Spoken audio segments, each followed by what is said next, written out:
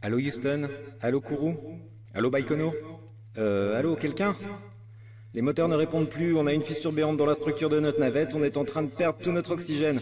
Mayday, Mayday! Ground Control, ici Major Tom!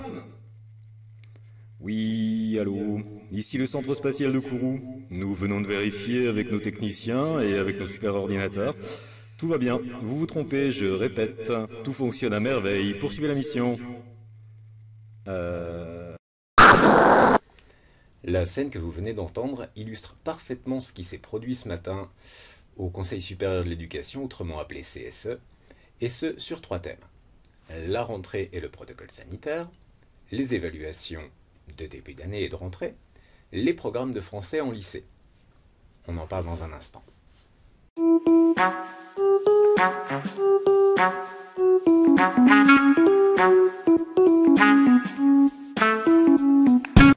Bonjour à toutes et à tous et bienvenue sur la chaîne YouTube du SNALC. Aujourd'hui, nous sommes de retour dans la belle salle du CSE, parce que ce dont on va vous parler, c'est jouer ce matin au CSE. Bon, c'était en distanciel, mais je voulais pas vous montrer mon salon. On commence tout de suite par la rentrée et le protocole sanitaire. Toutes les organisations syndicales qui se sont exprimées ont pointé des dysfonctionnements et des difficultés graves.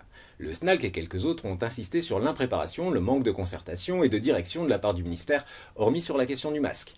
Le SNALC a aussi donné des exemples comme l'interdiction d'ouvrir les fenêtres, le manque de gel, donc c'est aux élèves d'apporter le leur, et les non-remontées à l'ARS, et j'en passe. Tout cela a été noté, c'est tout. Personne n'avait de réponse à apporter, personne au bout du fil. Alors passons aux évaluations de rentrée. Pour des raisons différentes, les syndicats ont exprimé leur désaccord. Pour le SNALC, 1. Les enseignants n'ont pas besoin de ça pour repérer les difficultés des élèves. Ils savent faire leurs propres évaluations. 2. Ça prend un temps de dingue. Référence. Et à l'heure actuelle, c'est justement du temps pour enseigner dont on a le plus besoin. La réponse a été cinglante. Les évaluations proposées ont été téléchargées plusieurs dizaines de milliers de fois, donc les enseignants ont apprécié. Quant à celles qui sont obligatoires, 25% des professeurs ont dit avoir découvert des difficultés et les autres se sont sentis confortés dans leur vision des élèves. Boum! Des chiffres sans appel. Par contre, je ne sais pas de quand ils datent ou sur quel panel on s'appuie là, mais quand je vois les remontées de terrain que nous avons et le point de vue des autres syndicats représentatifs chez les enseignants, je me dis qu'on n'habite pas nécessairement sur la même planète. Mais bon, passons au clou du spectacle. Les programmes de français au lycée. L'idée est que pour interroger un élève sur des points de grammaire au bac de première, on peut avoir besoin de points de grammaire vus en seconde.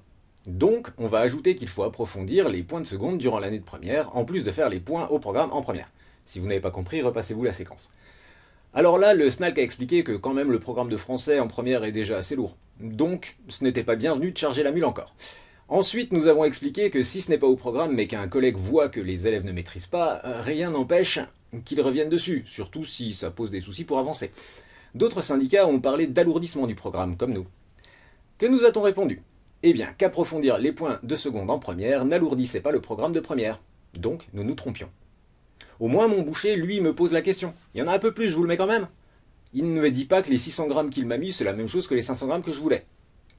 Bref, pendant 20 bonnes minutes, en faisant des parallèles avec d'autres disciplines, les syndicats, le SNALC en tête, ont essayé de faire comprendre que si on ajoute des choses, on alourdit.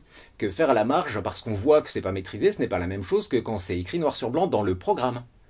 Mais l'inspection générale et le ministère n'ont jamais voulu accepter les arguments. Ils feront donc notre bien contre notre gré. Ils savent. Le SNALC avait demandé le retrait de ce texte. Son vœu a été largement soutenu par les votes du CSE. Le texte présenté par le ministère a été largement rejeté par les votes des représentants des enseignants. Bilan, le texte entrera en vigueur. Démocratie. En conclusion, j'ai envie de lancer un appel à tous ceux que cet événement chagrinera. Chaque jour, au niveau académique ou national, nous faisons notre possible pour vous défendre et porter votre voix. Alors n'hésitez pas à vous syndiquer.